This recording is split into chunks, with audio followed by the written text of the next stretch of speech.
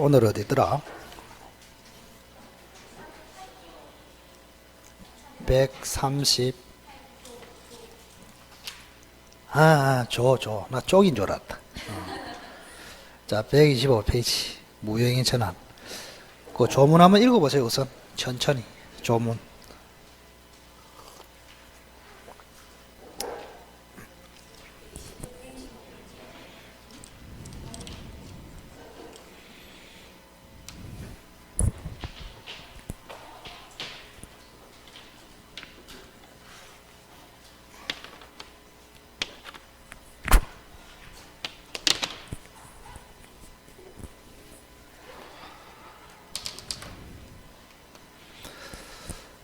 자, 138조.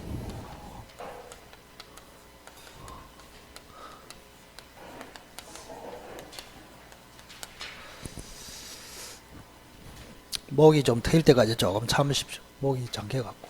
좀 있으면 괜찮아질 겁니다. 자, 요거는 무효행위 전환. 우선 예를 한번 들어볼까요?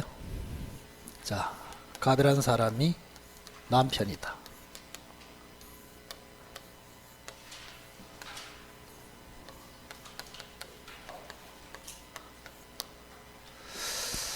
혼인신고 했을까요? 혼인신고를 했을까? 했다.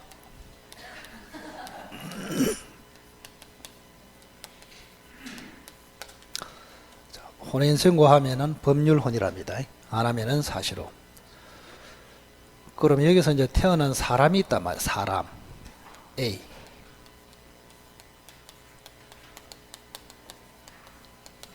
친생자라고 합니다. 친생자. 그러면 사실혼 사이에 태어난 사람 뭐랄까요? 친생자 반대말. 사생아. 그걸 혼외자랍니다. 자, 이 사람이 잘 살다가 돼지 꼬리표가 붙어버렸어요. 이렇게.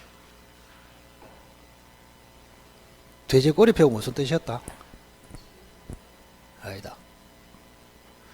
나무에 돼지 꼬리표 붙으면 바람 불었다.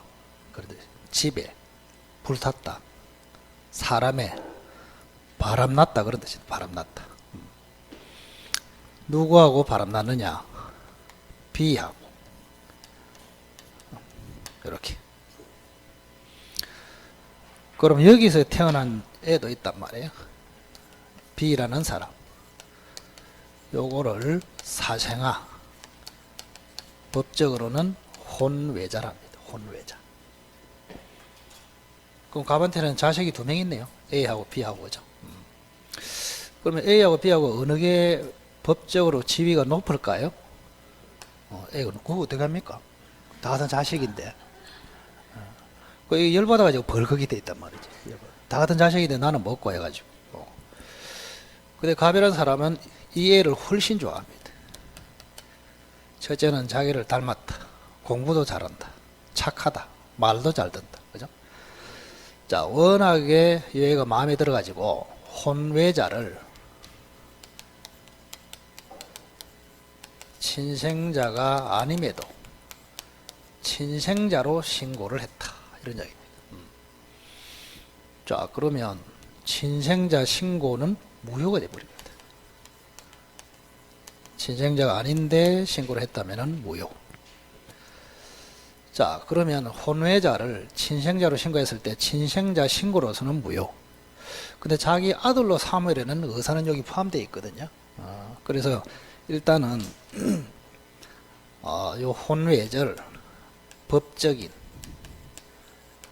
법적인 아들로 삼는 절차가 있습니다. 그거를 인지라고 합니다. 인지. 한번 읽어보세요. 인지. 자, 앞으로 인지가 뭐냐? 그러면 혼외자를 법적인 자로 삼으려는 절차. 그러면 인지라고 합니다. 자, 그러면 혼외자를 친생자 신고했을 때 친생자 신고로서는 무효이지만 인지의 의사는 최소한 들어있다. 이렇게 봅니다. 그러면 이거는 무효이지만 이 속에 인지 신고라는 것이 인지의 의사가 들어있기 때문에 인지신고로서는 유효로 살려준다. 자, 이거를 우리는 무효행위 전환 이렇게 부릅니다. 무효행위 전환이 뭔지를 예를 들고 있습니다. 그 뜻 하나 알아서 조문 읽어가지고는 잘 모르고. 자, 다시 한번 이야기합니다.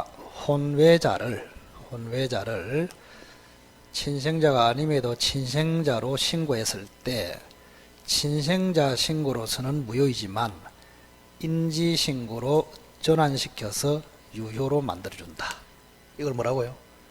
무효행위 전환. 그 다음 두 번째 똑같은 거. 타인의자. 다른 사람의 아들을 역시 친생자 신고를 했습니다. 친생자가 아님에도. 그러면 친생자 신고로서는 무효입니다. 무효. 근데 다른 사람의 아들을 친생자 신고했을 때는 입양의 의사는 들어있는 것으로 봅니다. 입양. 그래서 이 경우는 입양의 의사가 들어있다고 해서 입양 신고로 유효한 것으로 전환시켜준다. 이렇게 이 두 가지 예를 잘 기억하십시오. 그럼 이 두 가지는 친생자 신고도 인지 신고도 요식행위라 하거든요. 요식행. 이것도 요식행위. 이것도 요식. 이것도 요식. 그리고 우리 교재를 보면은 요식에서 요식으로 전환이 되겠느냐 했을 때 예외적으로 되는 두 개가 있단 말이에요. 이렇게 판례죠, 그죠? 판례. 그러니까 이게 이제 가장 중요합니다. 무효행위 전환 중에서 두 개를 꼭 기억하십시오. 자, 혼외자를 친생자로 신고했을 때 인지신고로 전환. 타인의 자를 친생자 신고했을 때 입양신고로 전환. 이 두 가지. 자, 그 다음에 할 게 뭐냐? 103조, 104조. 반사회적 무효, 불공정 무효. 자, 여기에 이제 추인이 되겠느냐? 무효 추인. 전환이 되겠느냐? 요게 또 시험에 잘 나와요. 자, 추인은 절대적 무효는 추인이 안 된다고 우리가 배웠습니다. 지난주에. 절대적 무효는 무효 원인이 소멸되지 않기 때문에 추인으로 살려낸다, 못 살려낸다, 못 살려낸다. 근데 전환이 되겠느냐 했을 때는 요거는 전환이 된다. 불공정 무효는 유효로 전환이 가능하다. 요 특이하기 때문에 시험에 벌써 몇 번 기출이 됐습니다. 이렇게. 자, 104조는 추인은 안 되는데 전환이 되느냐 했을 때, 자, 반사회적 무효는 전환도 안 되고, 근데 불공정 무효는 전환이 가능하다. 그래서 거기까지만 기억하시면 됩니다. 자, 그 다음 뒤로 넘겨보시고, 유동적 무효. 129페이지. 자, 요거는 엄청 중요하다 그랬습니다. 유동적 무효. 자, 요거는 판례 이론입니다. 판례 이론. 토지 거래 허가 전의 계약은 유동적 무효다. 토지 거래 허가 전의 계약. 자, 이거는 뭐 거래는 매매라 생각하시면 됩니다. 매매. 자, 특정 지역에서는 허가를 받아야 되는데 허가를 받기 전에 계약을 해버렸단 말이에요. 어떻게 되겠냐? 자, 예를 든다면 갑이라는 사람이 토지를 가지고 있는데, 자, 을에게 지금 1억으로 매매를 합니다. 자, 소유권 이전을 5월 1일까지 하기로 했다. 중도금을 지급했습니다. 5천만 원.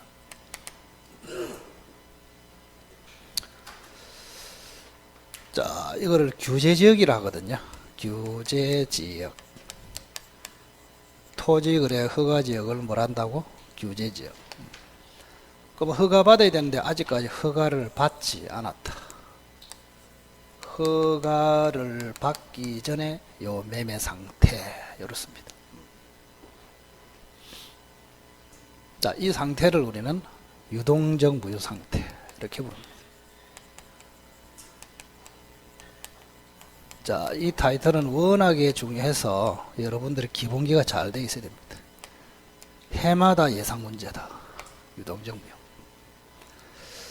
자, 지난주에 우리가 유동적 무효 하나 들어봤는데 어디에서 들어봤을까? 아, 협의의 무권대리. 협의의 무권대리는 유동적 무효다. 자, 그보다는 이게 훨씬 중요하죠. 유동적 무효. 일본에서 수입했다. 이렇게 정합니다. 그 정도로 중요한 판례다.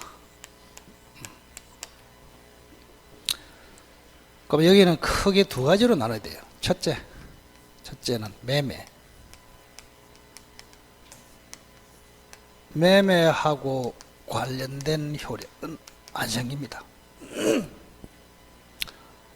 매매하고 관련된 효력은 안 생긴다. 그러면 효력이 안 생긴다. 그 말은 결국에는 권리도 안 생긴다. 의무도 안 생긴다. 그런 뜻입니다. 자, 을에게는 대금지급 청구권이 없고, 을에게는 소유권 이전 청구권이 없고, 갑에게는 대금지급 청구권이 없고, 자, 을은 대금 지급할 의무가 없고, 갑은 소유권 이전 의무가 없다. 서로 권리 의무가 없다. 그럼 이 말은 조금 구체적으로 하면은 이행 청구권이 없다. 이행 의무가 없다. 이런 뜻이에요. 자, 매매하고 관련된 권리 의무는 없다. 꼭 기억하세요. 그러면 이행 의무가 없기 때문에 만약에 이행을 하지 않으면 어떻게 될까? 이런 이야기. 자, 갑이 올 1일 돼가지고 소유권 이전하기로 했는데 이전을 안 했어요. 그러면 이게 잘못한 겁니까? 5월 1일까지 이행하기로 했는데 이행을 안 했단 말이죠. 그럼 갑의 잘못인가요? 잘못이 아니지. 이행 의무가 없다 그랬잖아요. 이행 의무가 없기 때문에 이행을 안 한 거 아닙니까? 그래서 잘못이 없어요. 이행을 하지 않아도 채무 불이행으로 가지 않는다. 그 말이에요. 그러면 채무 불이행이 없기 때문에 이행을 하지 않아도 해제가 안 됩니다. 또 채무 불이행이 없기 때문에 손해배상 청구도 안 돼요. 이 논리적으로 쭉 내려온다고. 자, 요때 해제는 법정 해제를 이야기합니다. 법정 해제. 자, 채무불이행으로 해제한다. 법정 해제. 그러면 계약금 해제 있잖아요. 계약금 해제. 계약금 해제. 요거는 가능하다는 것이 판례입니다. 만약에 계약금만 넘었다고 칩시다. 이렇게. 그러면 갑이라는 사람이 소유권 이전을 하지 않아도 채무불이행이 안 되기 때문에 법정 해제는 안 됩니다.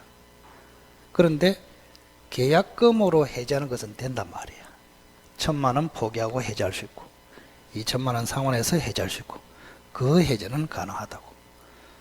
그래서 여기서 핵심은 법정 해제는 안 되고 계약금 해제는 된다. 이거 꼭 기억하시고. 자, 그 다음 두 번째.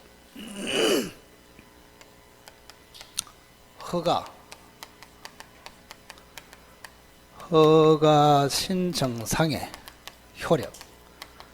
요거는 생깁니다. 크게 두 가지로. 따라서 권리 의무가 생긴다. 허가하고 관련된 권리 의무는 있다 이 말이에요. 즉 주로 을에게는 허가 신청에 협력하라는 청구권이 생깁니다. 그다가 매매상의 효력. 자, 을은 이행 청구권은 생긴다 안 생긴다? 안 생겨요. 그 소유권 이전 청구권 할 수 없어. 협력하라고 청구한다. 그것만 된다고. 자, 협력 청구권이 있다. 반대로 갑에게는 협력 의무가 있다. 이렇게. 큰 틀에서 잡아야 됩니다. 자, 매매하고 관련된 권리 의무는 없어. 근데 허가 신청하고 관련된 권리 의무는 있다고. 그러면 협력을 해야 되는데 갑이 협력을 안 했단 말이에요. 이때 을의 조치는 이것도 시험에 잘 나오죠. 을의 조치. 첫째는 소송으로 청구할 수 있겠느냐. 소구. 그 다음에 손해배상 청구가 되겠느냐. 세 번째, 해제가 되겠느냐. 세 가지를 검토해야 됩니다. 자, 결론은 소송으로 청구를 할 수 있어요.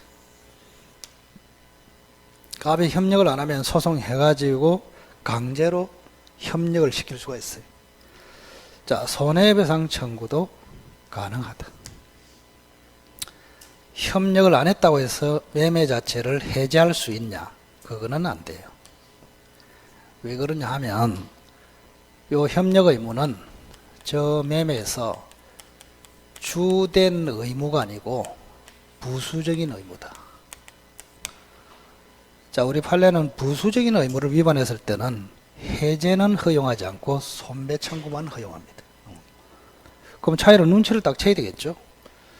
자, 채무 불이행으로 해제 안 됩니다. 협력 의무 위반으로 해제 안 됩니다. 근데 채무 불이행으로 손해배상 청구 요거 안 돼. 근데 협력 의무 위반을 이유로 손해배상 청구 이거는 되네요. 이런 거를 포인트를 잡아서 잘 하셔야 된다. 헷갈린다고 이게. 자, 매매하고 관련해서 채무 불이행이 존재하지 않으므로 해제도 안 되고 손배 청구도 안 된다. 협력 의무는 존재하기 때문에 위반했다. 손배 청구도 되고 해제도 되고 이래 하고 싶은데 해제는 안 된다고. 왜? 무슨 의무이기 때문에? 부수적인 의무. 부수적인 의무를 위반해도 해제는 절대 안 됩니다. 손해배상 청구만 허용하겠다. 그런 얘기. 자, 그 다음에 세 번째. 자, 이미 지급한 계약금 요거를 어떻게 처리할 것이냐.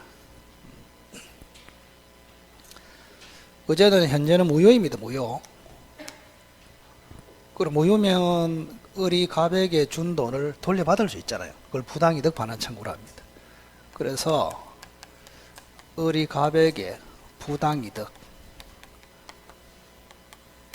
반환 청구로서 계약금을 돌려받을 수 있겠느냐 이런 이야기입니다. 자, 을이 매매는 무효라고 주장하면서 이미 지급한 계약금을 돌려달라 청구할 수 있을까? 뭐 결론은 안 됩니다. 안 돼. 왜냐하면은 요게 확정 무효입니까? 유동적 무효입니까? 유동적 무효. 유동적 무효 상태에서는 조만간에 허가받으면 유효로 바뀌기 때문에 이 100만원, 1000만원 받은 거는 정당한 이익이라고 봅니다. 부당이득이 아니고 정당한 이익이다. 따라서 을은 갑에게 이미 지급한 계약금을 부당이득 반환 청구를 할 수 없다. 그럼 할 수 있는 경우는 어떠냐? 할 수 있다. 확정 무효시. 확정 무효가 되면은 반환 청구를 할 수 있다. 이렇게. 그 다음 네 번째. 자, 지금 유동적 무효입니까? 유동적 무효. 이거에서 확정 무효로 가는 사유, 확정 유효로 가는 사유, 세 가지를 조금 간단하게 정리하고 있어야 됩니다. 세 가지. 일단 하는 거 마십시오. 굉장히 복잡합니다. 그게. 이 골격을 세운 다음에 봐야 정리가 된단 말이에요. 골격을 세운 다음에. 자, 유동적 무효에서 확정 무효로 가는 사유는 세 가지입니다. 첫째는 불허가 처분. 불허가 처분. 두 번째는 처음부터 허가를 잠탈, 배제할 목적이 있을 때. 자, 그 다음에는 허가 신청하지 않기로 나중에 명백히 합의했을 때. 세 가지. 자, 다시 한번 읽어볼게요. 유동적 무효에서 확정 무효로 되는 사유 세 가지. 불허가 처분, 처음부터 허가를 잠탈, 배제할 목적, 허가 신청을 하지 않기로 명백히 합의하거나 표현했을 때. 세 가지. 확정 유효로 바꾸는 사유는 하나는 대조하면 되겠죠. 허가 처분이 났을 때. 허가 처분. 자, 하나는 허가 구역이 지정이 해제됐어요. 허가 구역 지정이 해제. 자, 지정기간이 만료됐는데 다시 지정이 없습니다. 세 가지. 자, 이 네 개의 타이틀은 무슨 일이 있어도 기억을 해야 돼. 무슨 일이. 요게 기초가 돼야 다 문제풀이 할 때 해석이 가능하다. 해석이. 자, 다시 한번. 자, 토지거래 허가지역 규제지역에서 허가를 받기 전에 매매를 하면은 어떤 상태다? 유동적 무효. 자, 유동적 무효로도 허가를 받으면 확정 유효로 가겠지만 허가를 받기 전에는 현재는 무효이다. 이런 이야기. 그러면 현재는 무효이기 때문에 매매가 무효야. 그러면 매매하고 관련된 효력, 권리 의무는 안 생깁니다. 자, 소유권 이전 청구권도 안 생기고 소유권 이전 의무도 안 생깁니다. 권리 의무가 아예 안 생겨요. 그러면 의무가 없기 때문에 5월 1일까지 이전하기로 매매를 했어도 5월 1일 날 이전을 하지 않더라도 아무런 문제가 없다. 그래서 이행하지 않아도 채무불이행이 안 된다. 그러면 채무불이행이 안 되기 때문에 채무불이행이 있어야 되는 법정해제와 손배청구는 안 된다. 대신에 우리 판례는 무슨 해제는 허용한다? 계약금 해제는 허용한다. 이렇게. 자, 허가 신청하고 관련해서는 효력과 권리 의무가 생긴다. 주로 매수인에게는 협력하라는 청구권이 생기고 매도인에게는 협력해야 할 의무가 생깁니다. 이 의무는 매매상의 의무에 대해서 부수적인 의무다. 기억하시고. 그러면 협력을 해야 되는데 갑이 협력을 안 했을 때 을은 무슨 조치를 취할 수 있을까? 세 가지를 검토합니다. 소송으로 청구할 수 있고 손해배상도 청구할 수 있고, 그러나 부수적 의무를 위반한 것으로 해제 자체는 안 됩니다.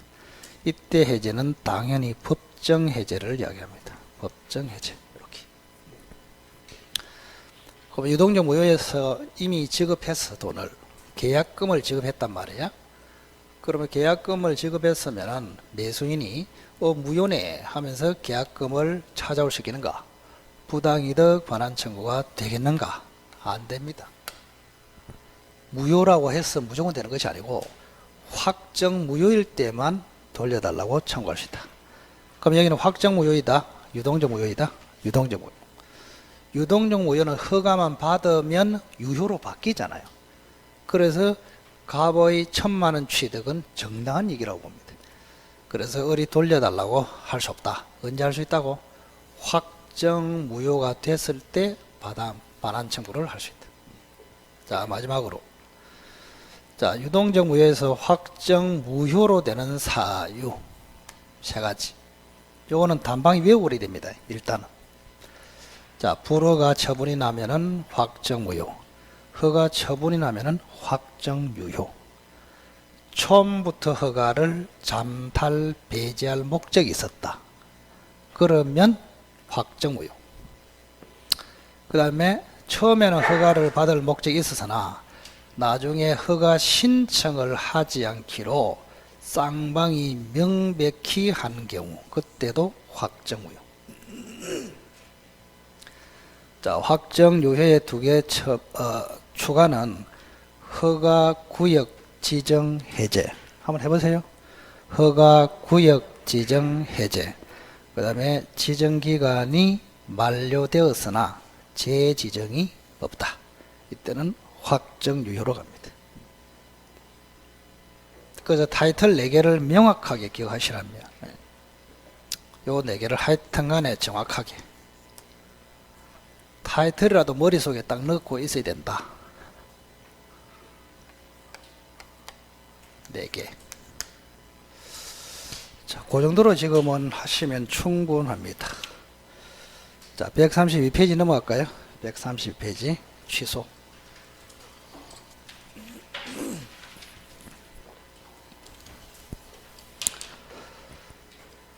자, 우선은 제목이 취소라 되어 있는데 취소의 반대말이 추인입니다. 같이 봅니다. 취소와 추인. 자, 여태까지 배운 추인은 총 3개 중에서 2개를 배웠거든요. 무권대리 추인, 무효행위 추인, 거기까지 배웠어. 그럼 여기는 취소할 법률행위 추인. 한번 해보세요. 취소할 법률행위 추인. 자, 우선은 취소와 추인은 정반대예요. 자, 예를 한번 들어볼까요? 자, 갑이라는 사람이 토지를 가지고 있습니다. 이 토지를 을에게 지금 팔았습니다. 3월 1일 날 이렇게.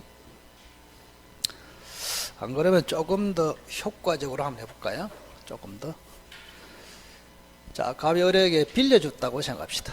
지상권 설정 계약을 해가지고 빌려줬습니다.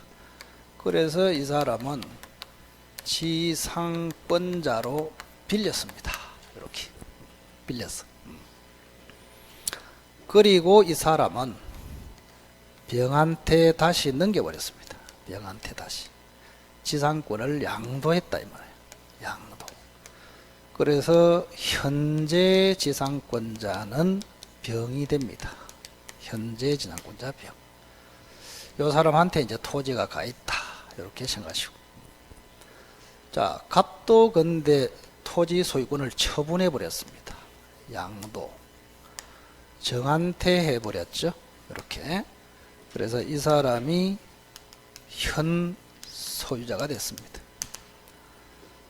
자, 취소에서는 이 4사람이 기본적으로 등장한단 말이에요. 자, 그러면 갑이라는 사람이 왜 을에게 빌려줬느냐? 자, 을로부터 사기당했다. 강박을 당했다. 착오했다. 16살이다. 제가 뭐를 쭉 적었습니까? 취소 사유를 적었습니다. 취소 사유. 자, 사기 강박을 당하면 취소. 착오해도 취소. 행위 능력이 없다. 제한 능력자도 취소. 그래, 이걸 앞으로 부를 때 사기 취소, 강박 취소, 착오 취소, 제한 능력 취소. 이렇게. 자, 그래서 갑은 요 매매를 설정 계약을 취소를 한다. 이 말입니다. 취소. 취소할 수 있다. 이러냐. 자, 그러면 설정 계약이 3월 1일이고 취소 자체는 5월 1일 했다. 그럼 여기서 이제 우리가 뭐를 공부하느냐? 첫째는 누가 취소할 수 있느냐 이 말입니다. 누가. 자, 이거를 우리는 취소권자라고 합니다. 취소권자 140조에 그대로 나와 있습니다. 그대로. 무효는 어느 누가 무효를 주장해도 되지만 취소는 취소권자만 주장할 수 있다. 140조. 그 다음에 두 번째는 누구에게 취소하느냐. 취소의 상대방. 자, 요거는 142조의 1조에 나와 있습니다. 취소의 상대방 142조. 그 다음에 세 번째는 취소하면은 결과가 어떻게 되겠냐. 취소의 결과. 자, 이게 141조 이렇게 되어 있네요. 세 가지로 공부합니다. 자, 취소권자가 누구냐, 누구에게 취소하느냐, 취소하면은 어떻게 되느냐, 이 세 가지. 그 취소권자는 딱 정해져 있습니다. 첫째, 제한 능력자, 차고자, 차고자 및 사기, 강박을 당한 자. 자꾸 읽어봐야 돼. 자, 읽어보세요. 취소권자, 제한 능력자, 차고자 및 사기, 강박을 당한 자. 이렇게. 그 밑에 이런 게 또 있어. 딸려옵니다.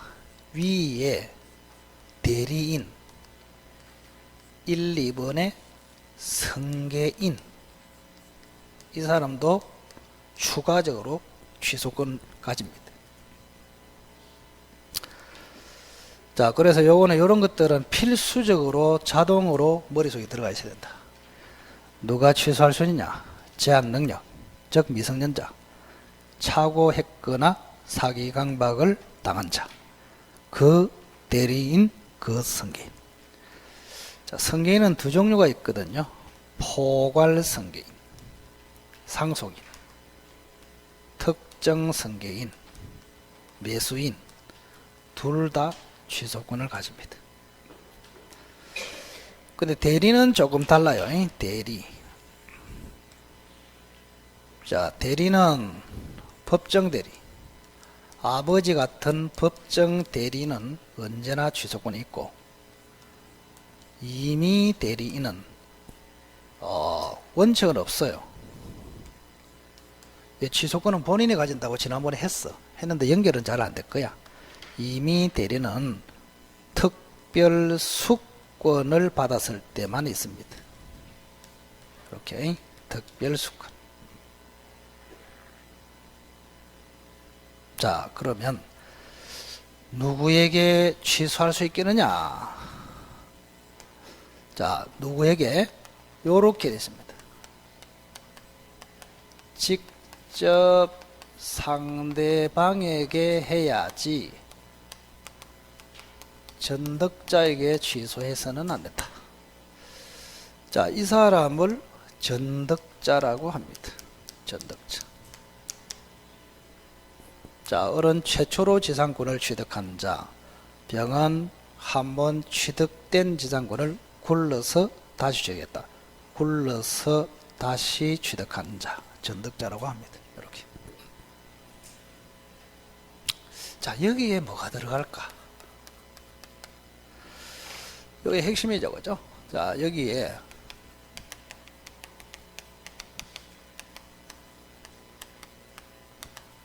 요 말이 딱 들어가야 됩니다. 한번 읽어보시오. 취소할 법률 행위의 직접 상대방 에게 취소를 한다.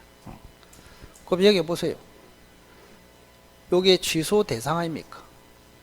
그러면 취소할 법률 행위의 직접 상대방은 을입니까? 병입니까? 을이죠. 그래서 을에게 해야지 정한테 해서는, 병한테 해서는 안 된다. 이런 이야기 아닙니까? 그죠? 병한테 해서는 안 된다.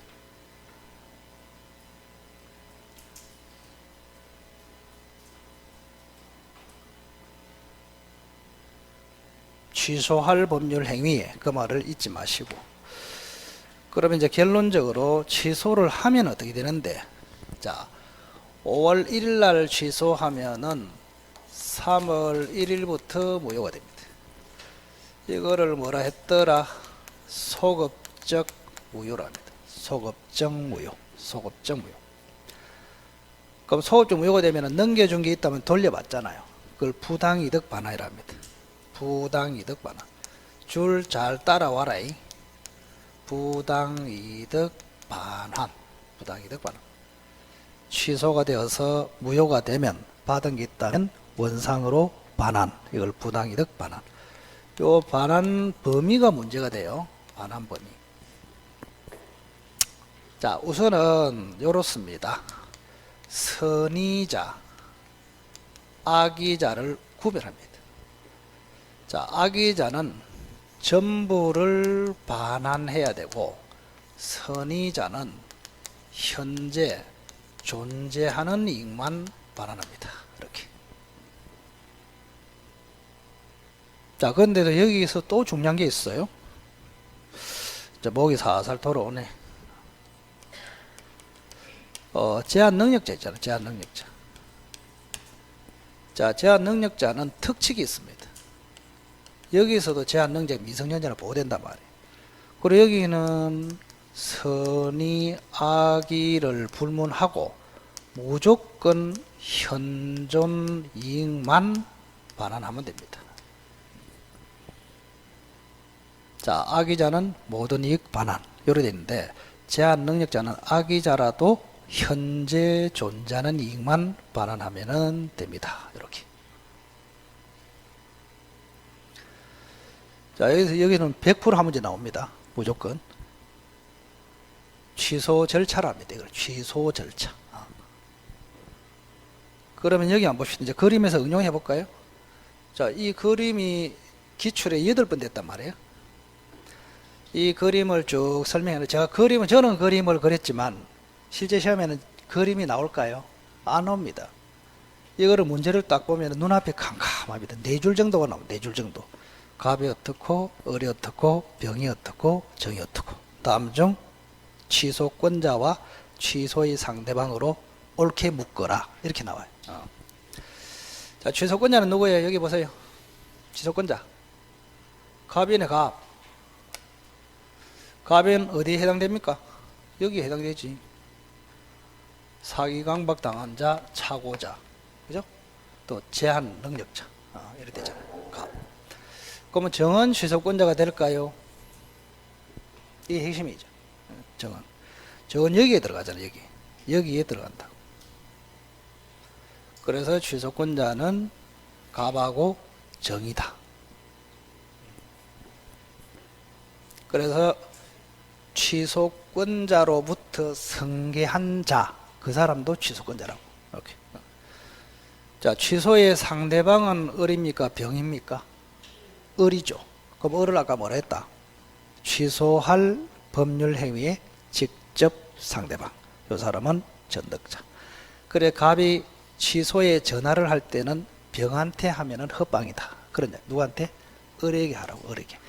현재 물건을 점유하고 있는 현지상권자가 아니고 설정계약의 직접 상대방에게, 을에게 해야 됩니다. 그게 핵심이죠, 그죠? 자, 그렇게 보시고, 그 다음 135페이지 보시면 그 일부 취소라고 있거든요. 일부 취소. 일부 취소. 일부 취소.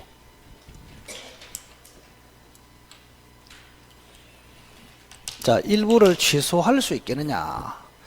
우리가 지난번에 배운 게 일부 무효이면은 전부 무효로 간다. 이게 137조입니다.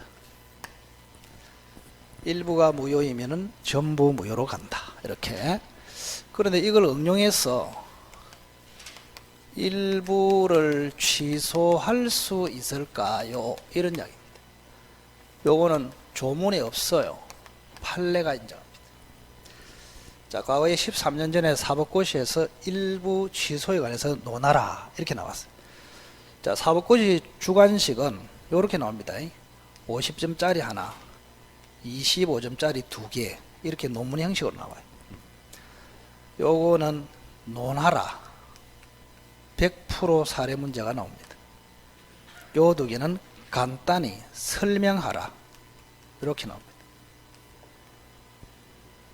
요 합해서 이제 100점 이렇게 되거든요. 이 100점 중에서 보통 60점 초반대가 되면 수석합니다. 커트라인이 한 50점, 60점 정도 되면 수석 이래 되거든요. 자, 50점짜리 문제. 그 당시에 25점짜리 문제 중에서 맨 끝에 요게 일부 취소를 설명하라 이렇게 나왔단 말이에요. 그 당시에 아마 전부 일부 취소를 냈는데 일부 무효를 갈겨가지고 전부 다 과락 다 받았어 그때. 왜 그러냐, 이 판례가 시험치기 한 달 전에 나왔단 말이에요. 시험치기 한 달 전에 학생들은 요거 있는지도 몰라. 그래 들어본 거는 일부 무효라서 이거를 가지고 막 써버리니까 과락이 다 나버렸어. 그 이때 전부 다 전원 점수를 올려줘가지고 합격시켰다니까 그 당시. 근데 우리는 참 좋죠. 일부 취소를 설명할 필요가 있습니까 없습니까? 없어. 우리는 일부 취소를 할 수 있는 요건이 뭐냐, 그것만 알면은 객관식을 맞출 수 있잖아요. 그래서 여러분은 항상 공부할 때 보면 주관식하고 객관식하고 내가 뭐를 공부하는지 그걸 목표의식이 없어.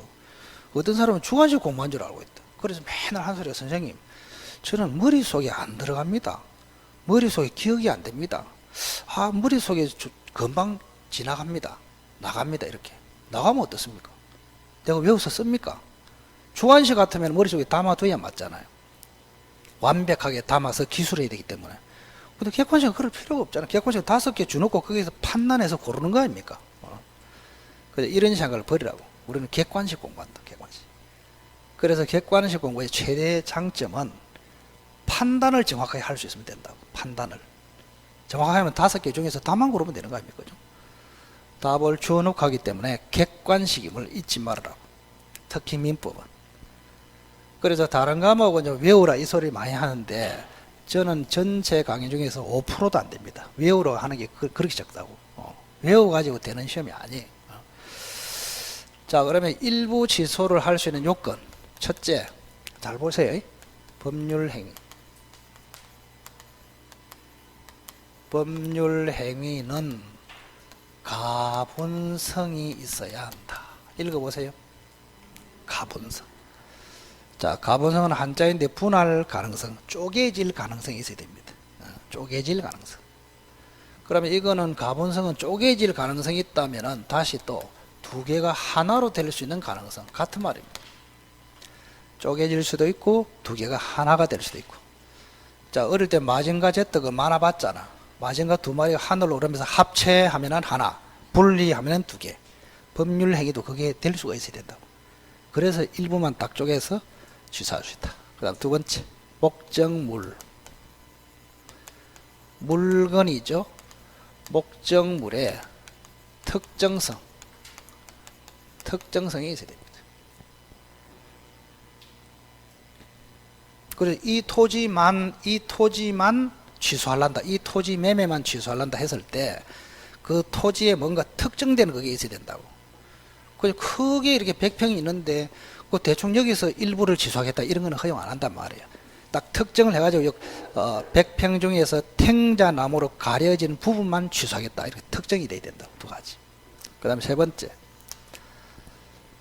자, 일부가 취소되더라도 나머지를 법률행위 했을 것이라고 인정이 되는 가정적 의사가 있어야 합니다. 이 세 가지. 그러면 일부 취소가 가능하다. 이게 판례입니다.